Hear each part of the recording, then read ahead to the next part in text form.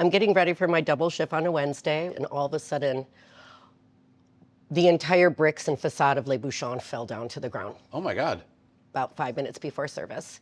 Come 4:30, scaffolding's up, bricks are done, we're here eating comida, and guess what? 30 minutes later, we're open for business that night.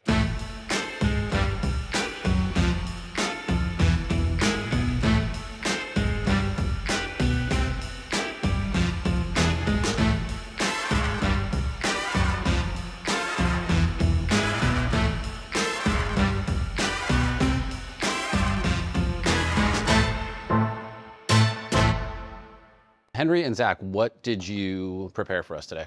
I made some coq au vin with a little fromage blanc cavatelli. It's got all the fixings, a lot of bacon, a lot of pearl onions, and a lot of mushrooms. Coq au vin is a chicken in a red wine base, correct? So like, what's the red wine that you use, generally speaking, or does it change all the time? So here's the thing. We use a lot of cooking wine, which is not to say the cooking wine you buy in stores, but cheaper bottles of wine than the nice like Beaujolais or Bordeaux we would have here. So the type of wine is not important as long as it's drinkable.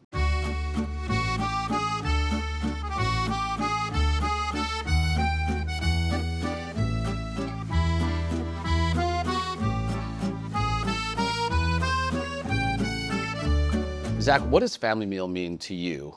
The idea of family meal? Well, like when I first started here, it was like a way to kind of flex your what you know cooking wise. Like you get kind of what we have left over from the week, like things we have to use up, and kind of have to create something based off that. And there's a lot of creativity in that you can problem solving. Yeah, exactly. Yeah. And is it always somebody just from like one of the main chefs or cooks preparing it, or does everybody on staff does? And so like not front of house, but like back of house, each one of the line cooks have their day of the week they do staff meal. They could plan something out or do something on the fly or. But the idea of family meal, like what does that mean? Like the time that you all sit together, you know, you're crowded together around that back table, you're in between lunch and dinner service. Like what does this mean for you? Also like in general, like in the grand scheme of working in restaurants. It's a good like bonding time. Yeah. Also, it's a time, like a lot of us are working 12-hour shifts. We work doubles in the front of the house, and gosh knows the back of the house works so hard. It works like 12-hour shifts. If you're working back of house for a double, it's 16 hours. Yeah. It's the only chance you get to sit down. I always say this is the time that we get to just turn it off for like 45 minutes.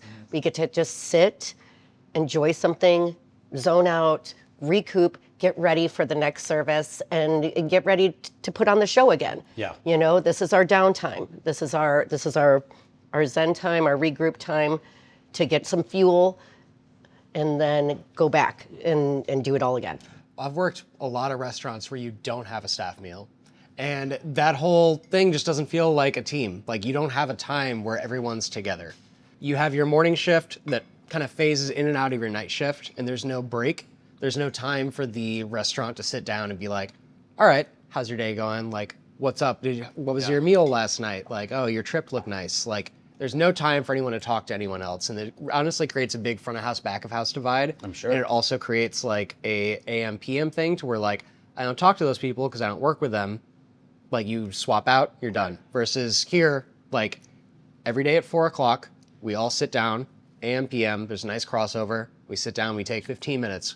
We all talk about bullshit. Nothing important, but it's just a nice reset to your day. What sort of restaurants were you working in that don't have family meal? Fancy ones and not fancy ones. Okay, so like the lower end, the higher end, but nothing in the middle. That's interesting because I thought that most restaurants outside of like fast food or even fast casual would do this, but that's not the case? It's a cost thing a lot of times, I think, and also it depends. Like if you're a PM only restaurant and like a lot of the front of house will come in like, you know, 20 minutes before service, or like if you're a manager 2 hours before service, but you're focused on something, the expectation is you eat before or you eat after.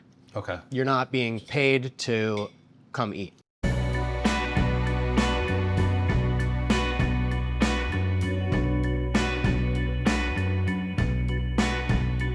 Le Bouchon has been here for 32 years, I think.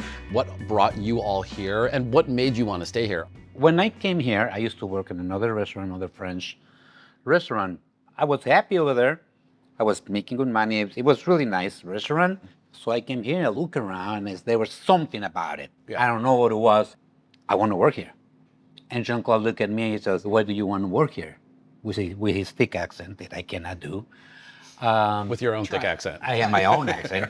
And I say, why do you want to work here? It's like, I like it. It's a lot of work. I said, I know. I'm young, I can do it. It's really hard. Can do it. So he asked me, what do I have in the other restaurant? I have insurance. Okay, you're not going to get in here. Very different now we have. 401. Oh, you're not going to get that one. Again, it's very different. A lot of things that I was losing over there to come back here. I said, I just want to work here. And it's going to be, I said, I'm just going to be for a couple of years. I'm going to move. But there was something. I said, I just want to work here. And then I've been here since. You kind of just get embedded with this place and with all of our guests from the neighborhood. I've seen children grow up here.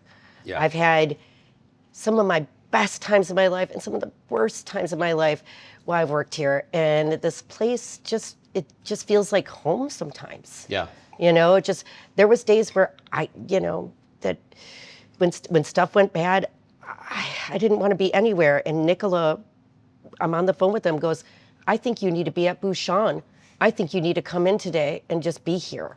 And I said, you're right. And I would come, and then I would get here, and all of a sudden I'd be like, I'm so glad I came in today. Yeah. You know, when life gets tough and shit happens, and, there is just a certain comfort sometimes about just being in these walls on Damon Street.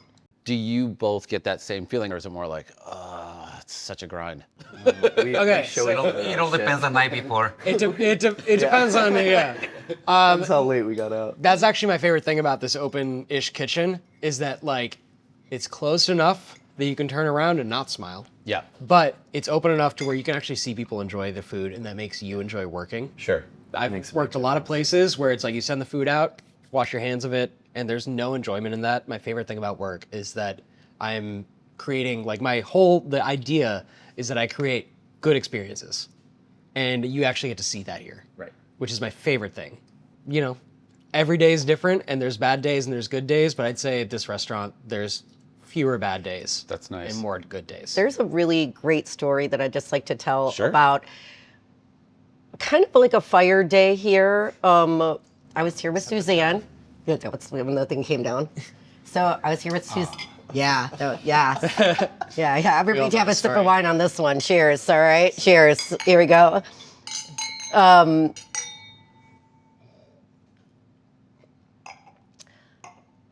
I'm getting ready for my double shift on a Wednesday with Suzanne.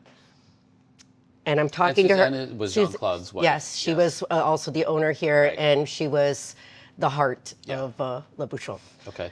So I'm talking to her. We're about to start our lunch shift, and all of a sudden, the entire bricks and facade of Le Bouchon fell down to the ground Oh my God. about 5 minutes before service. And she just screams, and I turn around, and bricks are water falling off of the front of the building. And we run out there. Nobody was hurt. Everybody in the kitchen, me, Suzanne, we all grab buckets. We start picking up bricks from the sidewalk. Jean-Claude comes here. She calls Jean-Claude crying, like all the bricks fell down off of Le Bouchon. You need to get here right now. He gets here. He calls the scaffolding company, and Oliver's going, we're not open tonight, right? We're not gonna be open tonight. And he goes, oh, we're gonna be open tonight. And I'm like, we're gonna be open tonight? I'm like covered, everybody's covered in like dust and dirt and brick. And we cleaned everything up. Scaffolding guys come. Jean-Claude gives them a handshake with some bills in it. You know what I mean? Like, I need to open up tonight. And Bucktown News or Block Club, everybody's, buzzing about it. He's like, we're going to be really busy because of this. And he's right. We were. That's incredible. And so come 4:30, scaffolding's up, bricks are done. We're here eating comida. And guess what? 30 minutes later, we're open for business that night.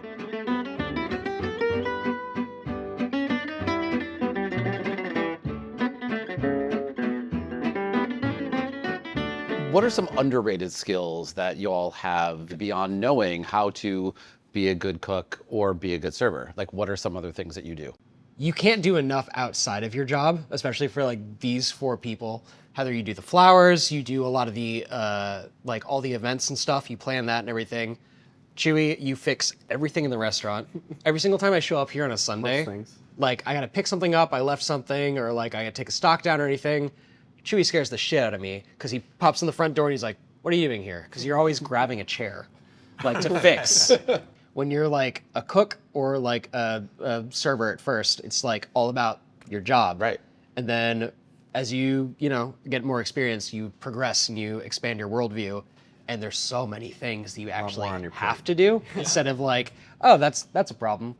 Anyway, I'll see you tomorrow. I mean, is that also something that is because this is such a small place versus a larger restaurant where it's like, 200 plus seats, you've got multiple teams and this and that, whatever, where you can maybe call a maintenance person. Is it because you're smaller, or does that happen at larger places too? We're kind of more self-sufficient. We don't even have a manager. We've been here for so long, we know what to do, and you just got to get it done. If somebody either starts a new job here, front of house, back of house, or if somebody wants to come in and spend a few days shadowing you either in the kitchen or on the floor, what's something that they might learn that would be a little unexpected?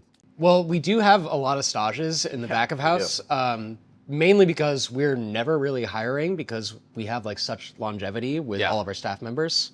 For the most part, like you work here and that's your job. Like it's not like a seasonal thing. Like you work here, you love it, Right. and you're here every day.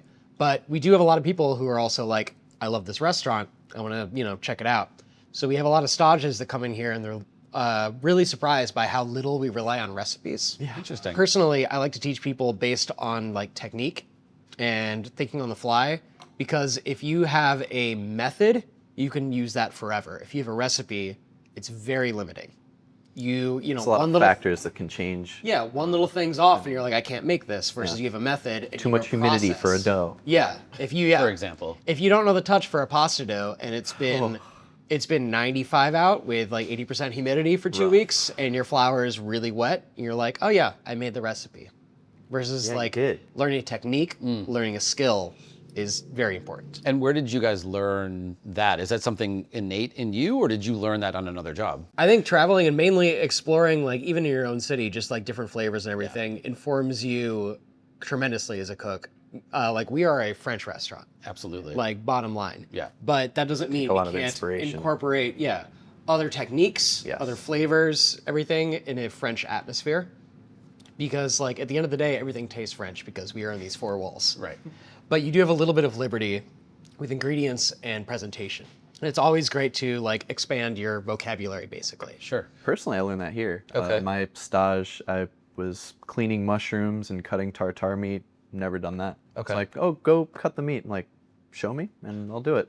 But this is like scratch kitchen. This is my first ever. My favorite is when they had a stage come in here and made them do all the blood sausage. So here's this stage, like learning like with blood and sausage, the blood bread comes in and a gallon of Yes, milk. like and this person's back there, and I mean it looked amazing. Did they ever? It looked did they ever like come a back? horrible. No, We also don't have a machine. It's We a don't- yeah. funnel and a wooden spoon that you're I shoving. walked back there and I was like, Yeah. you're having this a lot person of do the splatter. blood sausage. Now they know.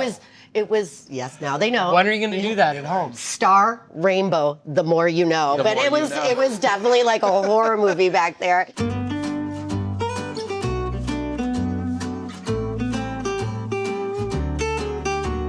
What separates a good server from a great server, especially in this sort of an environment?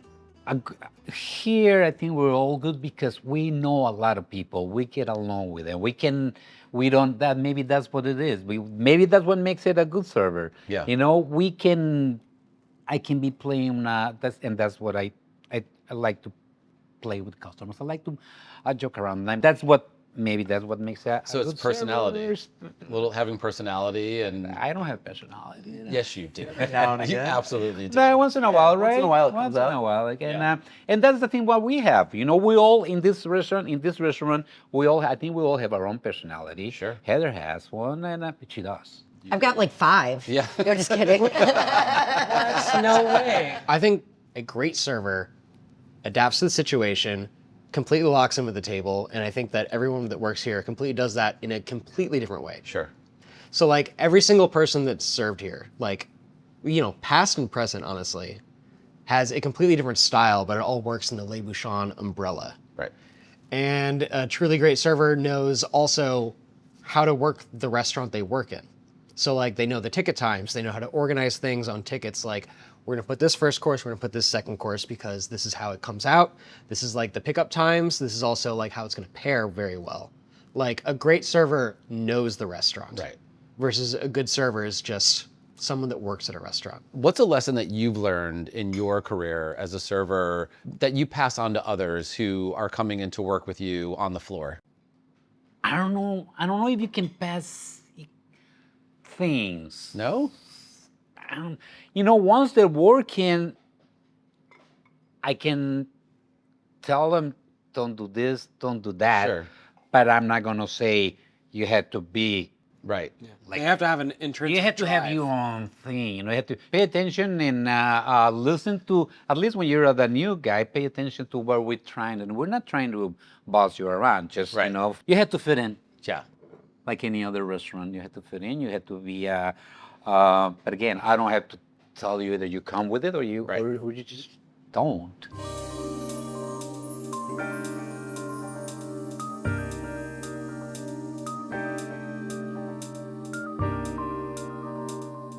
Some advice that you could offer to people either who are opening a new restaurant that have either like limited space that they can afford or even in a bigger kitchen. Like what are some ways, some things that you know to do that you could pass on to them as advice? Keep your elbows tucked. It's like, if you're like You of all this, you're- people have optimized that I- space. yeah. You're the one that's like measuring shit and like ordering. It's just a very like we all know where we have to stand to move a certain way, and like we're all like we have like a muscle memory to a certain degree in the space to where we're not burning each other too much. I mean, it happens. Okay, but not, well, he's saying that I got hit by a very hot sheet tray on Yeah. Friday, but but that's an anomaly. Yeah. Again, it doesn't No. happen very often. But I think like you develop proprioception of like knowing how your body works through space like very quickly. Yeah. What are some of the biggest challenges you see facing the restaurant industry today? Tablets. Okay. Meaning as far as ordering? Yeah, ticket systems and tablets, I think, are just kind of just tacky. We still do handwritten. You do? Yeah. We used to have handwritten checks when I started here. That's how vintage we When are. did we get this? Like the We got this about ago? 10 or 11 years ago. And we also got internet that year. And also, I know, and Jean-Claude goes, oh, Heather, I always wanted an internet cafe. So technology aside, what about like bigger social issues, like whether it's like tariffs or immigration or too many restaurants in the city? What are some issues? I think the current politics of anti-immigration are a huge thing, especially in Chicago. Yeah. It's ridiculous, Yeah. and the fact that you have to protect the hardest working people in the restaurant generally, like the worst jobs in the world are taken by the people most vulnerable, and that is always consistent, and it's just absolutely ridiculous in this current world. Yeah. Separate from that, I also think that like current legislature of the like raising of the tipped wage is also generally hurting a lot of restaurants, and that's unfortunate. What's the craziest thing that you've seen happen? And this could be for I mean, you have the window into the room. Go ahead. But yeah, what's the craziest? ahead, guys. Yeah. One day. Yeah. There was this one day a guest starts choking, and Heather runs in there and saves the day, and she can take it from here. All I heard was another server go, Ann goes, somebody's choking, where's Heather? Because this is not my first Heimlich maneuver. And I go over and I asked the lady, are you choking? And She goes, and she said no. she was, yeah. And so I gave her the Heimlich maneuver. And then afterwards, her and I drank a bunch of chartreuse And that's not the first time I've given the Heimlich maneuver, probably not the last, twice here. Have you talked to her since? Yeah, they come in once in a while and she's like, do you remember me? I'm like, yes, I remember you. I really could not. Yes, yes, I pureed your whole meal. Enjoy.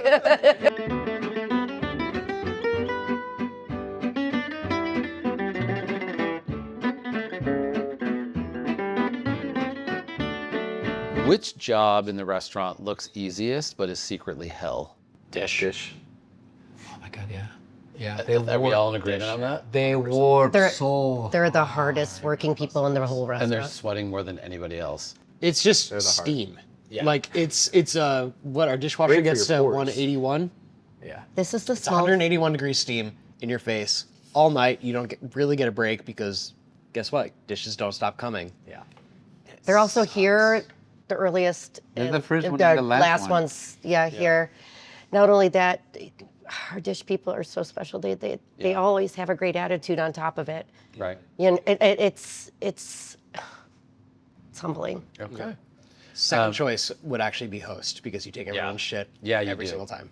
That actually And you got to might- be really nice. that might almost be the most hellish because you have to be nice. No, also dish. Yeah.